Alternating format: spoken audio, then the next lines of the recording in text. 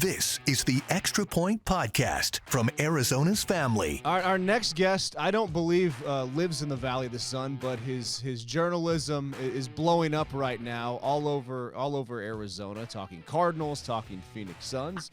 Let's check in with Jonathan Jones in Boston. I don't know whether to start with the Suns or the Cardinals. Let's start with the first thing that you wrote that made headlines this weekend about Steve Keim. That he's no longer going to be the GM of the Arizona Cardinals. So as you kind of look at that, how big a shockwaves do you think that sends throughout the NFL? Well, the expectation is certainly that he's not going to return to his post whenever he returns from his medical leave of absence, and obviously, hopefully, he gets well soon. I don't know that it is a huge shock around the NFL, though, because, earlier in the season, I had reported that despite the contract extensions for both he and Cliff Kingsbury, that there were real leadership issues within that organization, and that owner Michael Bidwell would have to take a very hard look at the future of the franchise and the offseason. So as the Cardinals season has gone the way that it has, as you well know, but as well as just sort of the misses that have been in the draft and free agency, how this team can't build off of that winning season, how there's only been one good year since 2015. The prevailing thought around the league was that it could be curtains for Steve Keim, and certainly the way that this season has gone, that is a very, very strong belief around the league. Certainly, we've lived it out here and have to live it once again on Sunday night. At least Tom Brady's coming to town, and we have something to kind of get excited about, a marquee matchup there. But as you look at the Cardinals now and how they put this thing back together, realistically, when things go wrong like this, how long does it take to rebuild in the NFL? Well, it depends on if you actually, commit to the rebuild. A lot of folks want the half measures, and I think you can look and see that some teams maybe got a little lucky playing with house money when they were supposed to rebuild. You look at the Chicago Bears, they are in a rebuild right now. You look at the New York Giants, they're winning all of those close games, or a lot of them, and that's why they're in playoff position. And so the Cardinals, they're going to have a quarterback coming back from an ACL. Hopefully he's going to be healthy and ready for week one. They may have a new head coach. That means a new offensive system. That means a new offensive system for Kyler Murray that he has to learn while recovering from that ACL surgery.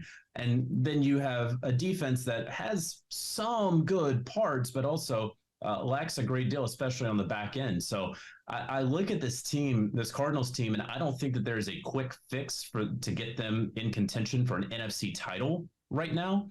That said, could they get back into the playoffs where you see who knows what's going to happen with the Niners in their division, moving forward with their quarterback position? The Seattle Seahawks, maybe they're a little lucky right now. Maybe the bloom's coming off that rose just a little bit. And then, of course, the Rams, they have a lot of questions that they themselves have to answer this offseason. So it's possible, but I don't think that this is an Arizona Cardinals team that, even with some decent fixes, is really going to be an NFC title contender in 2023. And do you think a guy like Sean Payton looks at this situation and says he would like to jump all over that and come in and fix things, or other situations that have not popped open yet, namely in Denver and Los Angeles, may be more attractive to him if he has his choice? Yeah, it's possible. I mean, the worst kept secret around the league is that he has his eye on the LA Chargers. And it's sort of an underreported story of how sort of a lot of coaches don't like to talk about jobs and that they're interested in when other people in that coaching fraternity currently occupy those seats. Everyone knows that Sean Payton is very interested in the LA Chargers job. Perhaps Denver, TBD on that. I think if he's looking at the quarterback, I'm not sure that is super appealing to him. But in Arizona, you do have a young quarterback. If you believe in Kyler Murray, then I think that offers you the best opportunity, especially when you consider, again, the good pieces that they have there. They just haven't been able to figure it out. Yeah, and Michael Bidwell would have to write a pretty hefty check with the contract extensions for Cliff Kingsbury and Steve Keim. So does that more lend itself to an in-house thing where Adrian Wilson, Quentin Harris take over? Or is there any big GM name out there that might want to take a crack at it here in Arizona? Well, it's interesting that you bring that up about the sort of checkbook. I mean, Michael Bidwell and the Arizona Cardinals are not known to spend a whole lot of money. That's why the contract extension spree that he went on this offseason was a little surprising, or at least that's part of the reason why it was so surprising. Another part of it was, why didn't you just let everybody, the trio of them, play out in what was essentially a contract year in 2022? But, Cliff Kingsbury, if he is to be fired, I believe would be an offensive coordinator in the NFL. Then he'd have some offset money in his contract, so Bidwell wouldn't have to pay out the entire contract. Steve Keim, they're going to have to figure out that contract situation as well. And so, yeah, you want to land a big fish like Sean Payton. I don't know that you're going to get a top GM candidate to come in there, because Sean is going to pretty much run the program. So depends on, you're writing a big check somewhere. And if it goes to Sean Payton, I would probably lean a little bit more internal than a big fish externally. All right, speaking of writing monster checks, you actually we turn our attention to the Phoenix Suns now, and I think you're the only one that we know of that has talked to the new Suns owner, Matt Ishbia, who reportedly is purchasing the team, and it just got to be approved by the NBA Board of Governors. Your Real Sports Report went and watched the trailer, and I've got that set to watch as soon as I'm done wrapping Christmas presents. But you went into his company, you met him, you talked to him. What was it like getting to know him a little bit? Yeah, I was fortunate enough. My first story with HBO Real Sports was a look at Matt Ishbia, who was a bench warmer for the Michigan State Spartans when they won the 2000 national championship team. And he really used a lot of what he learned under Tom Izzo at Michigan State to build up his dad's mortgage company. When he started there was about a dozen employees or so. He's built it into the largest wholesale mortgage lending company in all of America. I spent 3 days at the sprawling campus there outside of Detroit, in and around Pontiac, Michigan. And it's pretty impressive. I'm not big into mortgages. I don't know many people who absolutely love mortgages. This guy lives and breathes mortgages, and he has 7,000 or so employees who all love it as equally as he does. It was really interesting to see the passion that everyone there had. He puts people on shot clocks where, hey, you got 2 minutes to make your point. But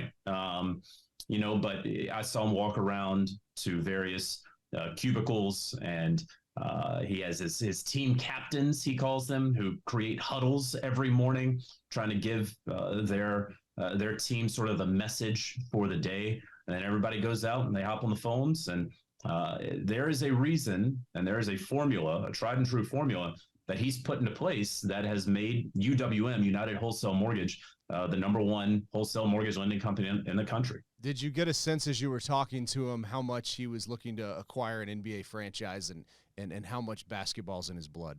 So basketball's absolutely in his blood. They still do pickup games every summer with the interns. And so it's Matt Ishbia and Mateen Cleaves, a couple other guys. Charlie Bell played on that Michigan State team. He actually works at UWM as well. Mo Peterson is Mo Peterson. I'm going to name the whole starting lineup here, but yeah, I digress. Go ahead. Yeah, no Mo Pete over there, but no, it was really cool to learn that. And it's not like, oh, we're going to take some interns and the other interns get the Michigan State players. No, it's Michigan State players versus the interns every summer. So there's a real culture of competition there that he breeds. Now, I did talk to him about his potential of owning a franchise, and it became very clear that he was going to own an NBA or NFL franchise within a year. And I was with him back in October.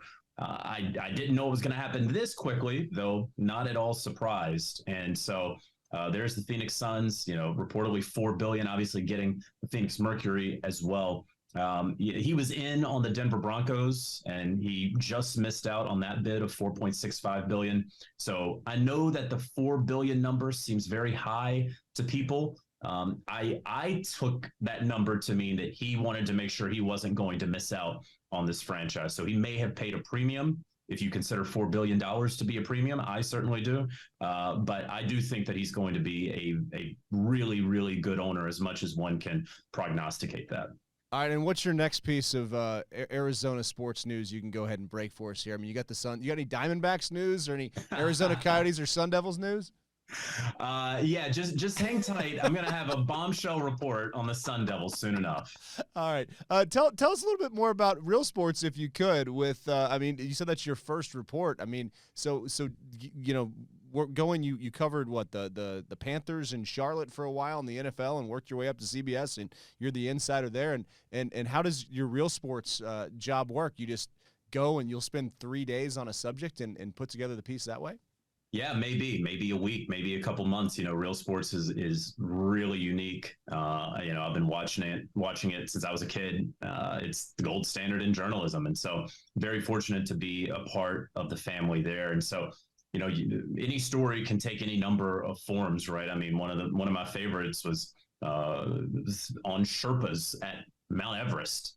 So I don't think that would just be a 3-day trip if I were to get something like that. So. But yeah, no, I've been covering the NFL now for the past 11 seasons, Charlotte Observer, Sports Illustrated, now CBS, and was very fortunate to get in touch with HBO and do that as well as do my CBS duties. Well, I can't wait to watch. Can't wait to watch more reports coming up here. And give my best to Bryant Gumbel. My grandmother was a big fan. So have you sat in the studio with him? Has he taken off the glasses and asked you the questions yet? And scribbled the notes and asked me the questions. Yes. Yeah. It's funny when I told folks that I was doing real sports and that the first one was coming out last month, the first question that I got from everyone was exactly the question you just asked. Oh, that's great. That means you've made it. Congratulations. So, thanks a lot. Hey, thanks so much for your time today. Appreciate it. The Extra Point Podcast is a production of 3TV, CBS 5, and azfamily.com in Phoenix, Arizona.